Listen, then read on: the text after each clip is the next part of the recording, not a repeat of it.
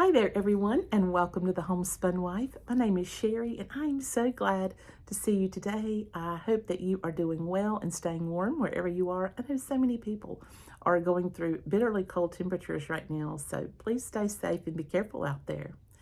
For me, it has been about a week since I filmed a video for you, and I have been doing a lot of reading, writing, praying and studying during this time, and I have found it to be so good for me. And I hope that if you are able, you will take time to do the same, because what I have found is very important. I have a question for you today. Is peace something that we choose? Do we have any say-so in our level of peace? Is it possible that we create a lot of chaos with our mindset and with our personal behaviors? How is it that we can find peace? Because this is something that many people seek right now, but are having trouble finding it. I know that we think, how can I actually control the things going on around me? I have no control.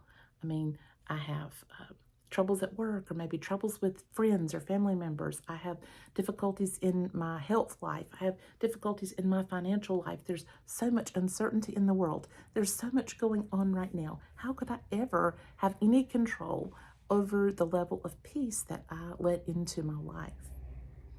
Well, that's a good question.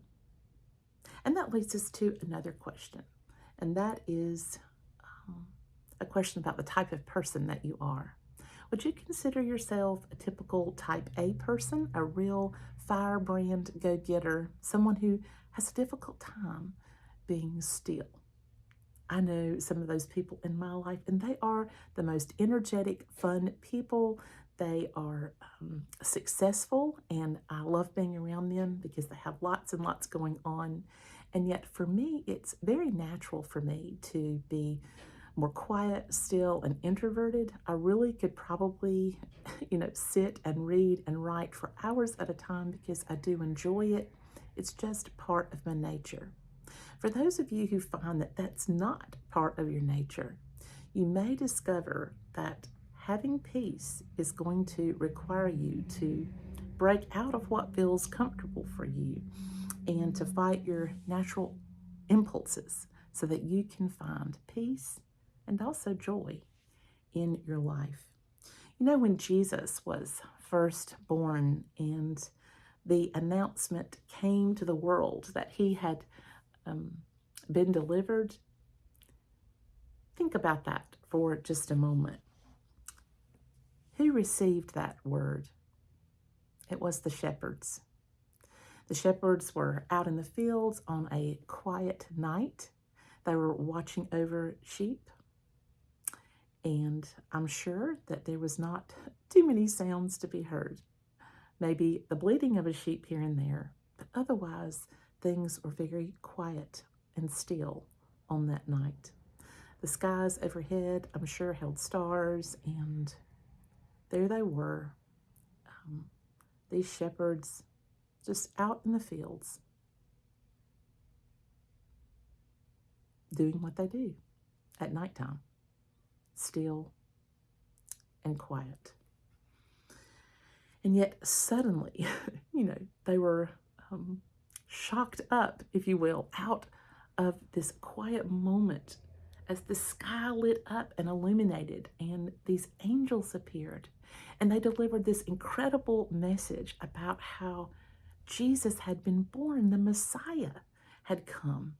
And the sky was filled with light, and it was filled with angels that were worshiping God. And I just have to think to myself what those shepherds were feeling at that time.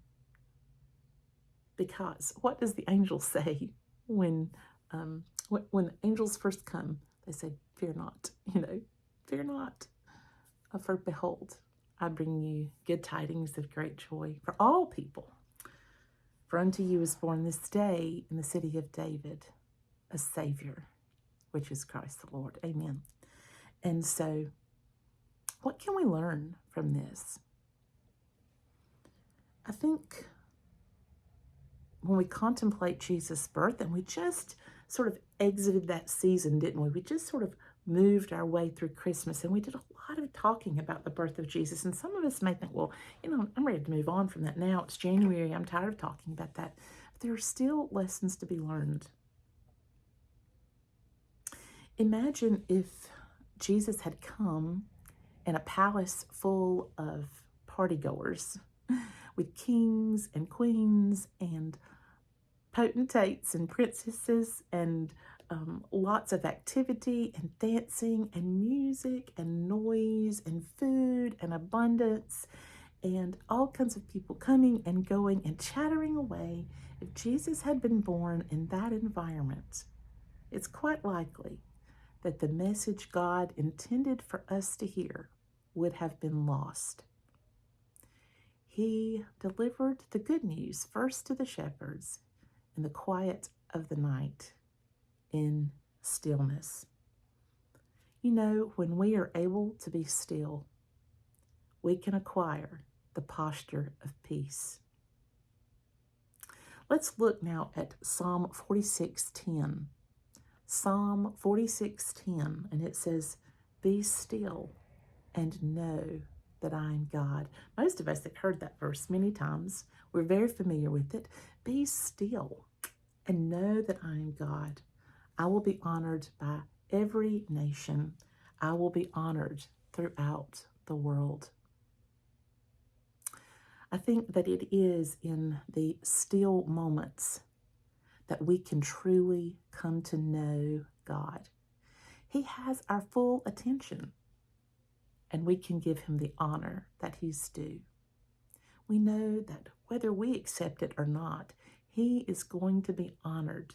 He's going to be honored in every nation on earth throughout the world. It is in stillness when God most often speaks to us, and he is able to pinpoint things in our lives and bring to our focus things that he wants us to know, things he wants us to either get rid of, things that he would like for us to do, things that he wants to heal us from. You know that healing is one of my words for this year, healing and light. And I find that when I'm still, God immediately begins pinpointing areas where he wants to heal me. It is there that we find peace. In the moments when we are still, we are demonstrating humility before God. How is that? Well, when we are quiet and we acknowledge him and we wait for him to speak to us, we are humbly yielding to him and letting him know that we care about what he has to say to us, and we know he is the ruler of all. In the whole scope of things, shepherds are very lowly. They're very lowly then and now, often considered to have a lowly type job. They dealt with these dirty sheep, moving them back and forth to different places. They were important to have the sheep. It was important to have a shepherd, but it wasn't considered a very noble job. When I was growing up, one of my jobs that I had was cleaning the bathrooms. I really didn't like doing that. I didn't like cleaning the bathrooms. And now that I am 60, guess what? I'm still cleaning bathrooms. It is a menial task, isn't it? Scrubbing tubs and sinks and, wiping down cabinets and mirrors and filling toilet paper and all of the things that we have to do when we clean up after ourselves as human beings. I would say that bathroom duty is probably the least favorite one. It is a lowly task. I learned a lot about life cleaning bathrooms. I learned that we are all the same in many ways. It doesn't matter if you're royalty, if you're high up in the political realm, if you're the wealthiest man on earth, sooner or later you're going to need a bathroom. You're going to want to take a shower. You're going to want to clean yourself. You're going to want to brush your teeth. You're going to need a bathroom because all of us are human. And there's lots of things that we have in common. The menial tasks of life bring us to a place of humility.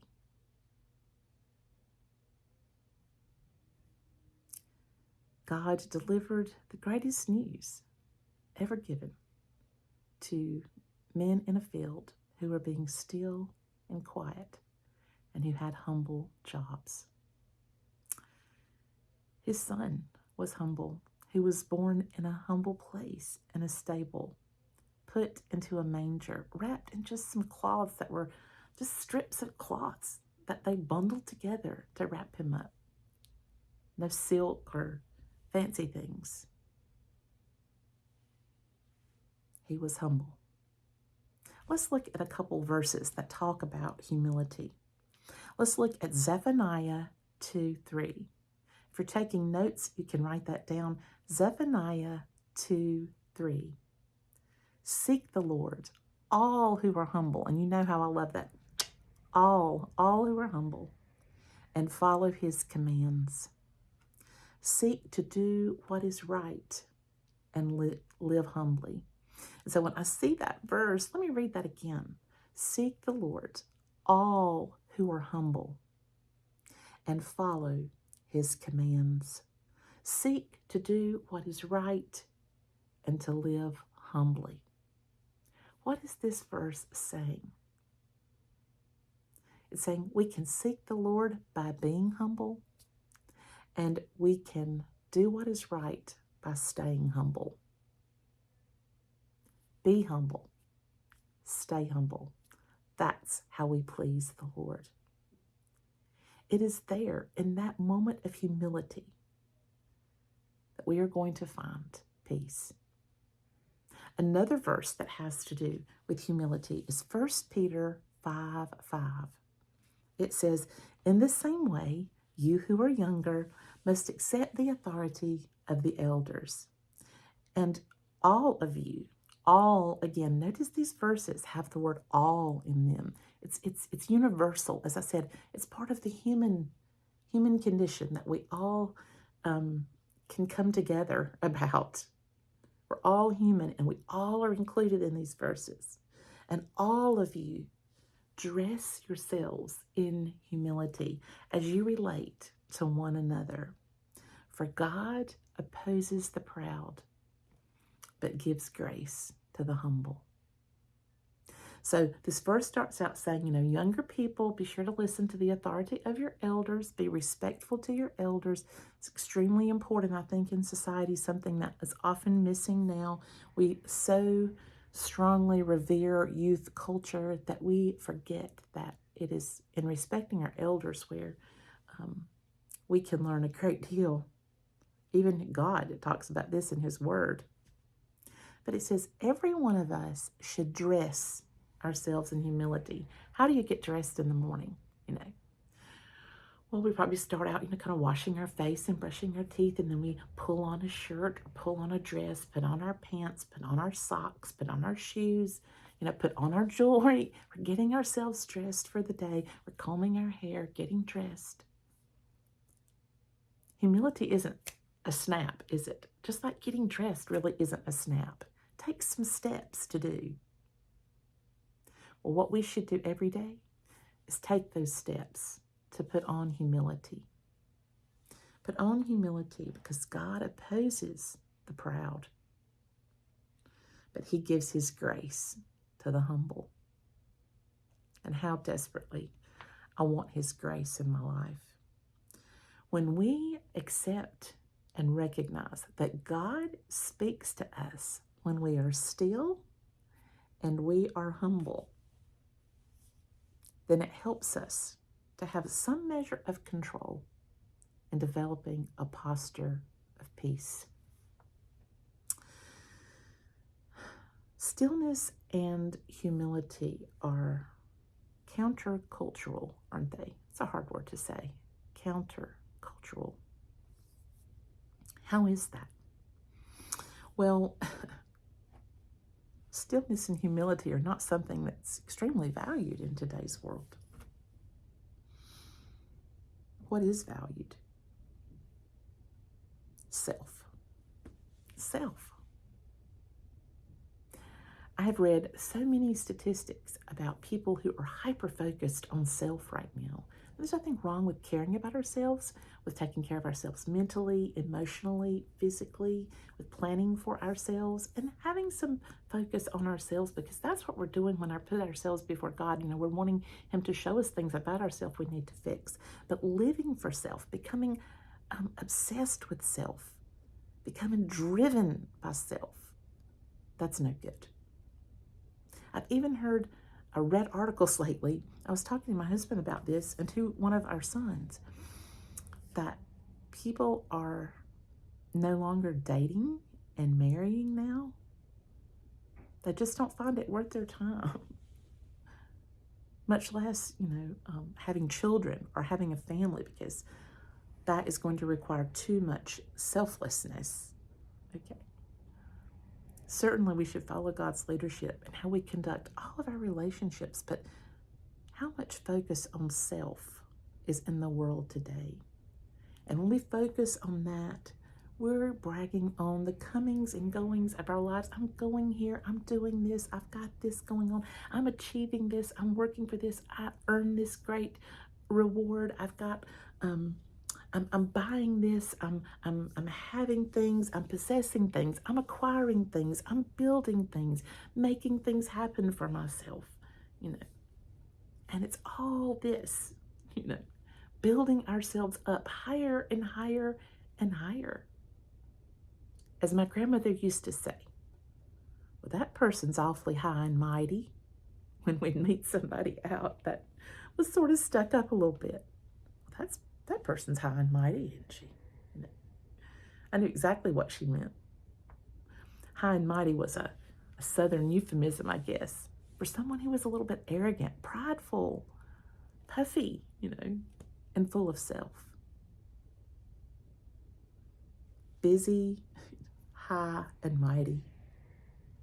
These are three things that will rob you of peace.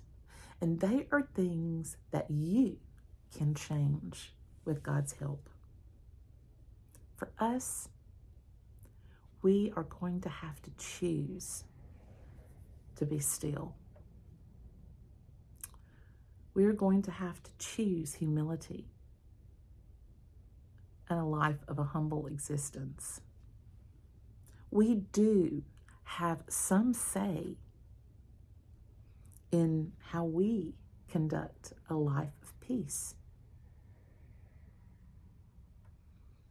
A posture of peace is something we choose and we enact when we humble ourselves before God and we wait on Him and we are still in His presence. He will deliver wonderful messages of truth. He will guide us, perfect us, heal us, change us, bring joy to us, if only we do what He's asking us to do, to be still and humble in submission to Him. Friends, this is one of the attributes, or really two, if we're talking about stillness and humility, that I have read in week 2 of our study that we're doing, Creating Me a Heart of Peace. I have decided, instead of going day by day by day through week 2, that I would do an overview of this chapter according to how I perceive it and how God is showing me things in it. Some of the things I've shared with you, you will not maybe find in your book. These are things I've prayed about and that God has just brought out to my attention as I have been looking at week 2 in our study. I would like to know what you have been learning as you have gone through week 2 of the Bible study. Now, we have a few more things that I would like to point out. I don't know, maybe two more videos. I'll see. It could be 1, it could be 2.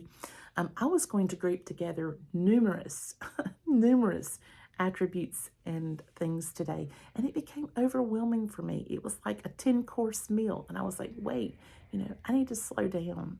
And that's when God really was speaking to me and saying, just do this, just take it a little bit at a time. What have I shown you through this? And this is what he has shown me, that he wants me to be still and that he wants me to be humble. And when I can do those things, that I'm going to have peace in my life. I'm inviting peace in. He can work on me then. He can develop me the way that he wants me to be. And then as we go on now, there are several other attributes and qualities of the Lord that we should focus on that will help us as we are seeking peace and finding it in Christ. Friends, it has been a joy for me to just speak with you today, to be with you again. I hope all of you are doing well. In the comments below, like I say, let me know what God is showing you right now as it relates to peace. I will leave a link to our Bible study book in the description below. If you would like to have the book, this is a 6-week study, and I'm going to be leaving all of the videos that I do related to this study in a playlist on my YouTube channel. You can go to my channel. In the header, you will see something that says playlist. And when you click it, it will open up a series of playlists that deal with different subjects. And there is one there for peace. And when you find it and click on it, you can watch those videos. Just pick one, or you can watch them all, in order. It's up to you, however you want to do it. And that way, if you maybe come on this video several weeks out and we are getting towards the end of the study and you think, wow, I wished I would have done that study, you can do it. You can simply order the book and do the study and watch the videos whenever you want. Or if you right now are not wanting to purchase a book or feel like you don't have a lot of time to delve into a Bible study, that's okay. You can just come along for the videos. I'm always happy to have you here and to share together with you and to learn from you. And all together we can learn from the Lord. How in 2025, we're going to be learning so many things. I'm going to be finding healing and light, and I'm going to be living in God's peace. I love you all, friends, and I look forward to seeing you in the next video. Bye-bye.